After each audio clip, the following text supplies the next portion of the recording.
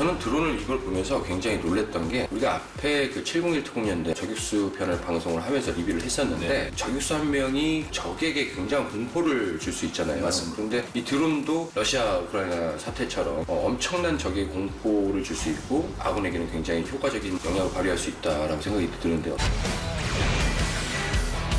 뭔가를 보여주겠다는 드론 동아리 팀. 바로 드론 축구입니다. 드론 축구의 실력자인 나래 히어로. 왼쪽. 근데 실제 이렇게 운영해갖고 게임까지 하면서 이렇게 연습하고 훈련하면 되게 재밌을 거예요. 그게 협동심이죠. 아까 테이핑 네. 한 애가 이제 스트라이커 드론이라고 그래요. 밖에서. 네. 걔만 골대를 들어갈 수 있거든요. 그러면 나머지는 가드 드론입니다. 상대편 드론이 내 스트라이커 드론을 때리지 못하게 쳐주는 역할. 방어도 하고 맞습니다. 공격도 하고 협동작전하면서 그거를 나중에 실제 전투 때도 네. 자폭 드론 운영을 뭐라든 협동작전이 굉장히 중요하죠. 그렇죠. 그거를 할수 처음부터 있다. 호흡을 맞춘 거죠. 저 실제 드론 크래시장을 똑같이 만들어 놓은 거고 밖에서는 저걸 드론 크래시라고 합니다. 자기가 창작 드론을 만들어서 부딪혀가지고 무조건 떨어뜨리는 게임이다 얘는. 저거 스코리 드론 밖에서 스코리 드론이라고 하거든요. 제 진짜 이 방송 보시는 분들 정말 박수 쳐줘야 돼요. 유일한 승리예요. 이거. 이런 동아리들이 계속 활성화돼서 좀 국가에서 지원을 팍팍 해주면 좋겠네요. 수영민 장군께서 네. 예전에 31사단장 네. 하시면서 네. 이거를 좀 체계화시키고 지원을 많이 해주셔서 지금 특수전사령관 가시면서 네. 특수전사도 엄청나게 지금 교육받고 네. 붐이 이런 걸로 알고 있어요. 맞습니다. 그래서 거기에 팀이라 팀 해가지고 엊그저께 불러다가 시연도 하고 전설도의도 하고 그러니까 어쨌거나 적지중심 작전을 하신 특전사 같은 이 드론봇 운용 요원들은 그 근처에 가 있어야 됩니다. 그거네요. 완전 네. 우리가 항공활용유도 할 때 네, 네. 적시중심 작전에 들어가서 네. 표적 확인을 하고 네. 우리 표적 식별을 하면 직접적으로 이제 컨택을 해서 항공유도 작전을 같이 네. 하는데 네. 그때 드론봇까지 운용을 한다면 그렇죠. 효과는 배가 되겠네요. 네, 네. 요구하는 조건 자체가 그냥 조종만 해서 되는 것이 아니라 전술적인 식견, 예. 경험, 예. 그리고 체력 중요할 것 같아요. 개인적인 사격 구비 능력. 조종사가 만약에 드론이 갑자기 문제가 생겨서 운영을 못하게 될 때, 또는 내가 조종하는 단계에서 네. 적에게 발각이 되거나 했을 때 적절하게 네. 개인적으로 이제 전투를 근접해서 할 수 있는 능력이 구비가 돼야 된다는 협동작전. 거예요. 혼자 싸우는 거 의미가 없습니다. 그렇죠. 다 협동작전이 돼야 됩니다. 명실공히 대한민국을 대표할 만한 드론 전문가들. 그런데 이들의 이전 활동은 드론과는 좀 거리가 있습니다. 특별한 군의력을 소유하고 있는 3명의 교관.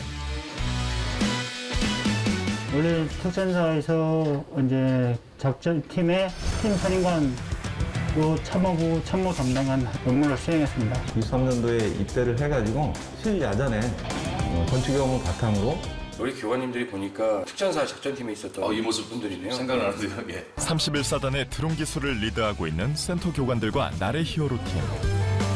수시로 모여 회의를 하는데요. 스피커도 마찬가지인 거예요. 단순하게 나의 음성이 간다 안 간다가 아니라 누군가 나를 보고 있구나. 움직이지 마. 그거 들지 마. 멈춰 서 있어. 라고 하면 그 자체가 사소한 걸지 모르겠지만 결과적으로는 힌트로를 보면 우회했다라는 거예요. 빨리 이탈을 했다라는 거예요.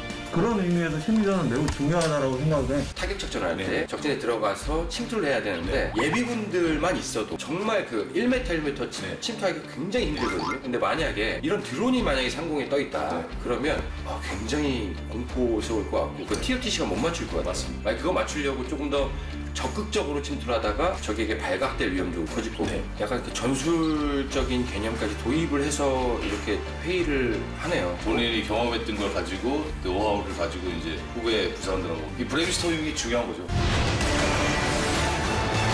그런데 드론에 연막탄이 장착돼 있습니다. 다른 드론들도 같이 준비되는데요. 어떤 테스트가 진행되는 걸까요?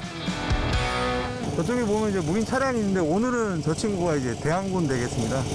그래서 선박이라고 가정하에 이동을 하게 되면 이거를 열화상 카메라가 달린 드론으로 식별을 해서 미상의 선박이다라는 걸 확보를 할 거고요. 재작년인가 그 국군의 날 행사할 때 특전사에서 제대별 군집 드론 전술 비행을 한 적이 네네네. 있어요. 뭐 정찰 드론이 먼저 가고 정찰을 획득을 하면은 기관총 소총 사격 드론이 가서 소총 때리고 뭐 집결 이제 폭탄 투하하고 그 실험을 지금 주둔지에서 가상으로 하는 거죠. 네.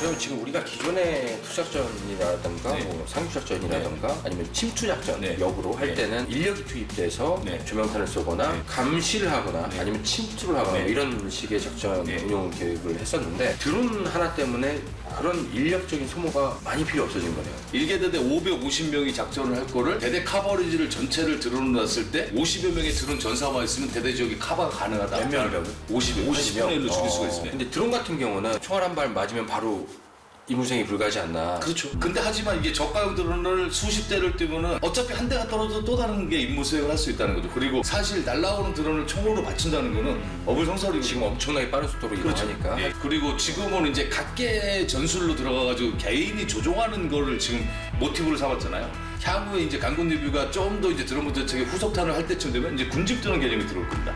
그리고 한 명의 조종사가 10대, 100대, 많게는 1000대까지 쉽게 가지고 우리가 평창올 때 1218대를 인텔에서 쇼를 했잖아요. 그게 지금 외부에서는 드론 아트로 성향이 되지만 군에서는 군집 드론이죠. 그러면은 군집 드론 한 명의 조종사가 100대를 컨트롤합니다.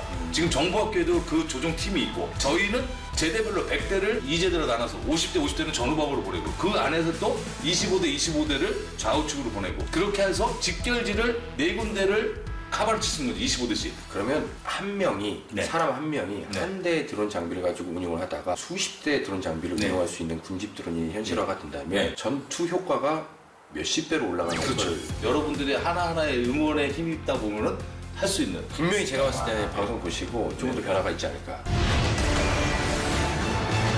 출연해주신 아시아 부인 항공교육원 원장님 서일수 원장님을 모시고 정말 즐거운 시간을 보냈습니다. 강구 365 구봉근이었습니다. 감사합니다.